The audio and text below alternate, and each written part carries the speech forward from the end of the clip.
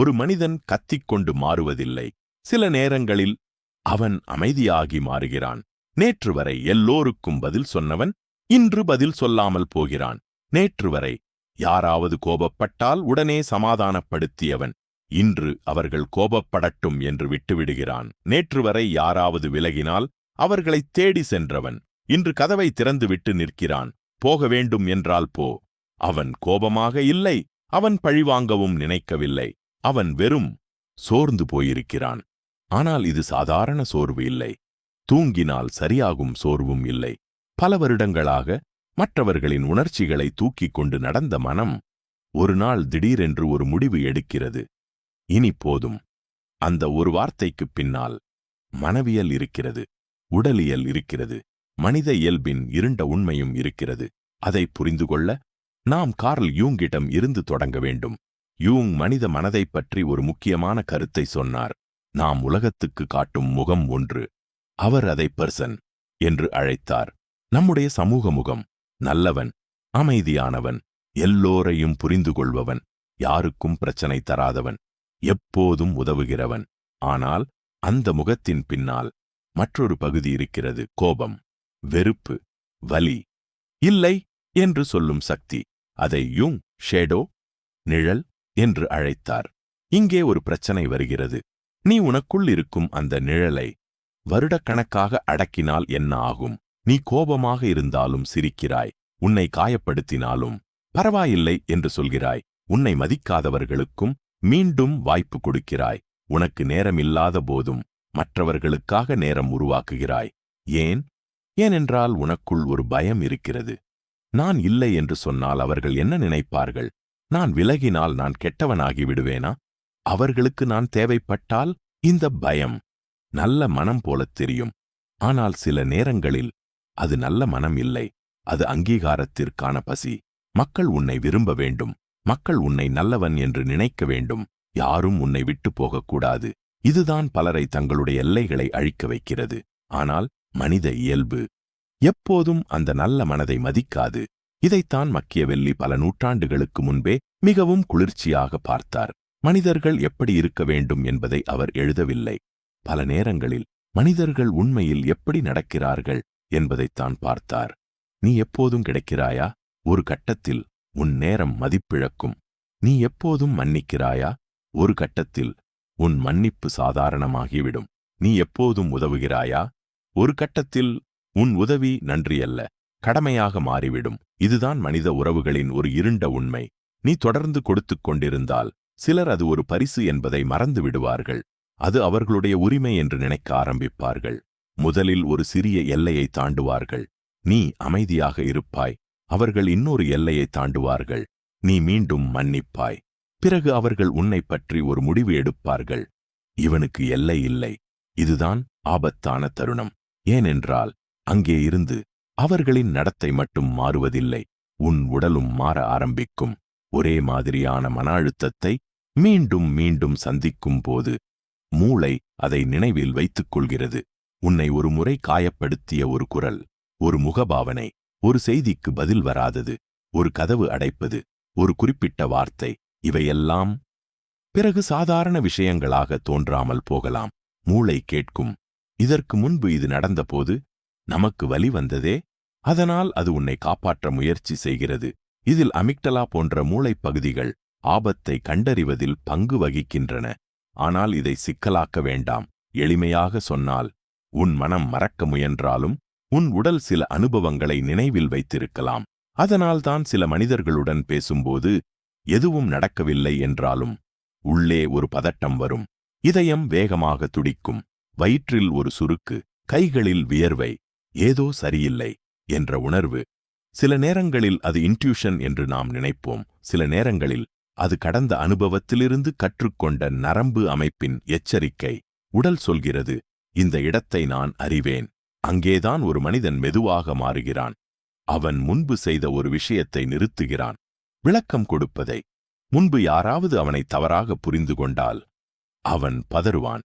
இல்லை, நான் அப்படி சொல்லவில்லை, நான் இதற்காகத்தான் செய்தேன், நீ என்னை தவறாக புரிந்து கொண்டாய். அவன் மணி நேரம் பேசுவான், சில நேரங்களில் ஆண்டுகள் கூட.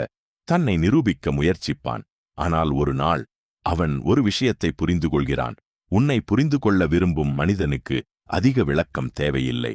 உன்னை தவறாக புரிந்து கொள்ள முடிவு செய்த மனிதனுக்கு எத்தனை விளக்கம் கொடுத்தாலும் போதாது. அந்த நாள் அவன் அமைதியாகிறான். மக்கள் அதை பார்க்கிறார்கள். அவன் ஆட்டிடியூட் காட்டுறான். அவன் மாறிப்போயிட்டான். முன்பு இப்படி இல்லை. அவர்கள் சொல்வது உண்மை. அவன் முன்பு இப்படி இல்லை. முன்பு அவன் தன் அமைதியை விட்டுக் கொடுத்து உறவுகளை காப்பாற்றினான். இப்போது உறவுகளை விட்டுக் கொடுத்து தனது அமைதியை காப்பாற்றுகிறான். அந்த மாற்றம் வெளியிலிருந்து கொடூரமாக தெரியும். ஆனால் உள்ளே அது ஒரு மீட்பு. யூங் இதற்கு நெருக்கமான ஒரு பயணத்தை இண்டிவிஜுவேஷன் என்று விவரித்தார். எளிமையாக சொன்னால், மற்றவர்கள் எதிர்பார்க்கும் மனிதராக இருப்பதை நிறுத்தி நீ உண்மையில் யார் என்பதை ஏற்றுக்கொள்ளும் பயணம். அதன் முதல் அறிகுறி என்ன தெரியுமா? நீ எல்லோராலும் விரும்பப்பட வேண்டும் என்ற ஆசை குறையும். யாராவது உன்னை பற்றி தவறாக நினைக்கட்டும். யாராவது உன்னை சுயநலவாதி என்று சொல்லட்டும். யாராவது உன்னை விட்டு போகட்டும். முன்பு இதெல்லாம் உன்னை உடைத்திருக்கும். இப்போது நீ உன்னிடம் கேட்பாய், நான் என்னை ஏமாற்றுகிறேனா? அதுதான் முக்கியம். உலகம் என்ன நினைக்கிறது என்பது இல்ல, நீ உன்னை பற்றி என்ன அறிவாய் என்பது. ஆனால் இதில்தான் இன்னொரு இருண்ட உண்மை இருக்கிறது. நீ மாறும்போது எல்லோருக்கும் அது பிடிக்காது. ஏனென்றால் உன் பழைய வடிவத்திலிருந்து சிலர் பயன் பெற்றிருக்கலாம். எப்போதும் கிடைத்த நீ, எப்போதும் மன்னித்த நீ, எப்போதும் அழைத்த நீ, எப்போதும் சமாதானப்படுத்திய நீ. அந்த மனிதன் திடீரென்று இல்லை என்று சொல்ல ஆரம்பிக்கிறான். அப்போது உண்மையான முகங்கள் வெளியில் வரும். இங்கே மக்கியவெல்லி மீண்டும் பொருத்தமாகிறார். அதிகாரம் இருக்கும் இடத்தில் மட்டும் மனித இயல்பு தெரியாது. அவர்களுக்கு உன்னிடம் இருந்த பழைய வசதி மறைந்த போதும் தெரியலாம். நீ ஒருவரின் ஆசையை நிறைவேற்றும் வரை அவர் உன்னை நல்லவன் என்று நினைத்திருக்கலாம். ஒரு நாள் நீ மறுக்கிறாய். அந்த ஒரே நாளில் அவருக்கு நீ மாறிவிட்டாய். இது ஒரு மிக முக்கியமான பாடம். சிலர் உன்னை நேசிக்கவில்லை. அவர்கள் நேசித்தது உன்னிடமிருந்து கிடைத்த வசதியை. இந்த உண்மையை புரிந்து கொள்ளும் நாள் ஒரு மனிதனுக்குள் ஏதோ ஒன்று இறந்து விடுகிறது. ஆனால் அது அவனுடைய அன்பு இல்லை. அது அவனுடைய அப்பாவித்தனம். இனி வார்த்தைகள் மட்டும் அவனை கவராது. நான் உன்னை மதிக்கிறேன். சரி, உன் செயலில் காட்டுகிறாயா? நான் எப்போதும் உன்னோடு இருக்கிறேன். சரி, கஷ்டமான நாளில் இருந்தாயா? நீ எனக்கு முக்கியம். சரி, என் எல்லைகளை மதிக்கிறாயா? அவனுக்கு இப்போது வார்த்தைகள் வேண்டாம், வடிவங்கள் வேண்டும். ஒரே மாதிரியான செயல் மீண்டும் மீண்டும் நடக்கிறதா? அதுதான் உண்மை. ஒரு மனிதன் ஒரு முறை தவறு செய்தால் அது தவறு. அதே விஷயத்தை 10 முறை செய்தால் அது இனி தவறு இல்லை. அது ஒரு வடிவம். அந்த வடிவத்தை அவன் பார்க்க ஆரம்பித்து விட்டால் அவனை ஏமாற்றுவது கடினம். ஏனென்றால் அவன் இனி உன் மன்னிப்பை கேட்பதில்லை. உன் நடத்தையை பார்க்கிறான். அங்கேதான் அவன் உண்மையில் குளிர்ந்தவன் போல தோன்றுவான். ஆனால் கவனியுங்கள், உணர்ச்சி இல்லாமல் போவது எப்போதும் வலிமை இல்லை. சில நேரங்களில் அது காயத்தின் விளைவாகவும் இருக்கலாம்.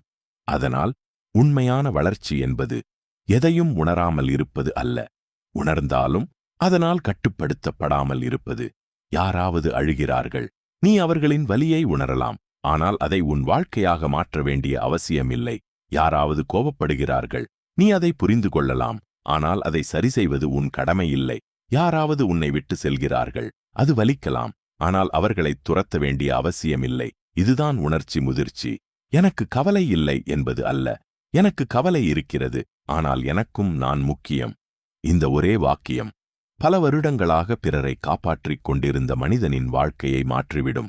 அதன் பிறகு அவன் குறைவாக பேசுவான், அதிகமாக கவனிப்பான், குறைவாக வாக்குறுதிகளை நம்புவான், அதிகமாக செயல்களை பார்க்குவான், குறைவாக மனிதர்களை துரத்துவான், அதிகமாக யார் தன்னிடம் இயல்பாக இருக்கிறார்கள் என்று பார்ப்பான். அவனுடைய வட்டம் சிறியதாகலாம், ஆனால் அவனுடைய மனம் அமைதியாகும். அவன் தனியாக இருக்கலாம், ஆனால் தனிமையாக இருக்க வேண்டியதில்லை. அவன் யாரையும் வெறுக்க வேண்டியதில்லை. அவன் பழிவாங்க வேண்டியதில்லை. அதுதான் மிகவும் ஆபத்தான அமைதி. ஏனென்றால் ஒரு காலத்தில் அவனை கட்டுப்படுத்திய 2 ஆயுதங்கள் இருந்தன: குற்ற உணர்வு மற்றும் விட்டு போய்விடுவார்கள் என்ற பயம். இப்போது அந்த 2 ஆயுதங்களும் வேலை செய்யவில்லை. அவன் இல்லை என்றால் உள்ளே குற்ற உணர்வு வரலாம். ஆனால் அவன் அதை தாங்க கற்றுக்கொண்டான். யாராவது விலகினால் வலி வரலாம், ஆனால் அவன் தன்னையே விட்டு செல்ல மாட்டான். அதன் பிறகு அவனை கட்டுப்படுத்த மிகவும் கடினம். அதனால் சிலர் அவனை ஆபத்தானவன் என்று நினைப்பார்கள். ஆனால் அவன் ஆபத்தானவன் அல்ல. அவன் வெறும் தன் எல்லையை கண்டுபிடித்த மனிதன். அவன் இன்னும் நல்லவன். ஆனால் இப்போது அவன் நல்ல மனத்திற்கு கதவு இருக்கிறது. அவன் இன்னும் மன்னிப்பான், ஆனால் நினைவிழந்து அல்ல. அவன் இன்னும் அன்பு செய்வான், ஆனால் தன்னை அழித்து அல்ல. அவன் இன்னும் உதவுவான், ஆனால் தன்னை இழந்து அல்ல. அவன் இன்னும் மனிதர்களை புரிந்து கொள்வான், ஆனால் அவர்களுடைய தவறுகளுக்கு காரணம் தேடி அவர்களை காப்பாற்றிக் கொண்டிருக்க மாட்டான். அதுதான் மாற்றம். ஒரு நாள் நீயும் இந்த இடத்துக்கு வரலாம், யாரிடமும் கோபம் இல்லாமல், யாரிடமும் நிரூபிக்க வேண்டியதும் இல்லாமல், யாரையும் துரத்த வேண்டியதும் இல்லாமல். அப்போதுதான் உனக்கு ஒரு விசித்திரமான உண்மை புரியும். நீ இத்தனை வருடங்கள் தேடிய அமைதி மற்றவர்கள் உன்னை புரிந்து கொண்டதில் கிடைக்கவில்லை. அது நீ உன்னை விட்டு கொடுக்காமல் இருக்க ஆரம்பித்த நாளில் கிடைத்தது. அந்த நாளிலிருந்து நீ மாறவில்லை. நீ கெட்டவனாகவும் ஆகவில்லை. நீ உணர்ச்சியற்றவனாகவும் ஆகவில்லை. நீ வெறும் விழித்துக் கொண்டாய். இப்போது ஒரு கேள்வி. உன் வாழ்க்கையில் நீ இன்னும் யாரையாவது காப்பாற்றிக் கொண்டிருக்கிறாயா? அல்லது முதல் முறையாக உன்னையே காப்பாற்ற ஆரம்பித்து விட்டாயா?